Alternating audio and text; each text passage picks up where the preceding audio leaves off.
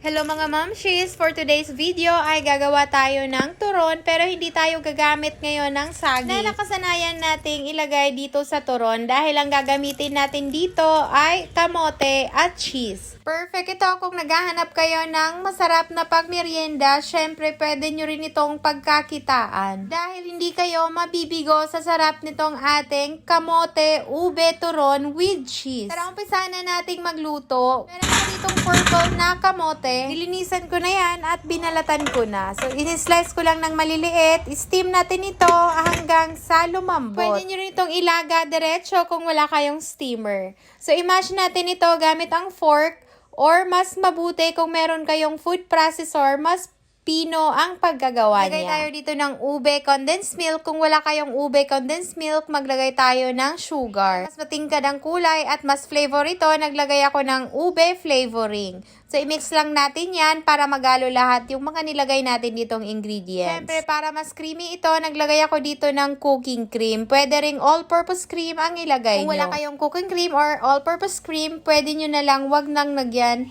ng cream ito. Pero mas masarap kasi siya kapag creamy. Dahil kulang pa ito sa tamis, naglagay pa ako ng ube condensed milk. So, ayan, ready na ang ating ube halaya gamit ang kamote. Ito naman, paghihiwalayin natin itong mga wrapper natin. Kapag nahiwalay na natin lahat ng wrapper, babalutin na natin itong ating turon. So, naglagay lang ako ng 2 kutsarang kamuting ube halaya. Yan, ganyanin nyo lang siya para mapantay ang kanyang size. Pagkatapos naglagay rin ako dito ng mozzarella cheese. Pwede kayong gumamit ng quick melt na cheese or yung cheddar na cheese. Depende na lang kung anong gusto nyong cheese. So, ang pagbabalat nito, ganito lang. Tingnan nyo na lang sa aking video kung paano ko siya binalot. Para ma-close ito, lalagyan natin ito ng cornstarch ito at tinunaw ko lang siya sa tubig. Siguro mga 1 kutsarang cornstarch. Tunawin mo sa 1/4 cup na water at yun ang gagamitin nating pangsara dito sa ating turon. Mas maganda kasi ang cornstarch kasi mas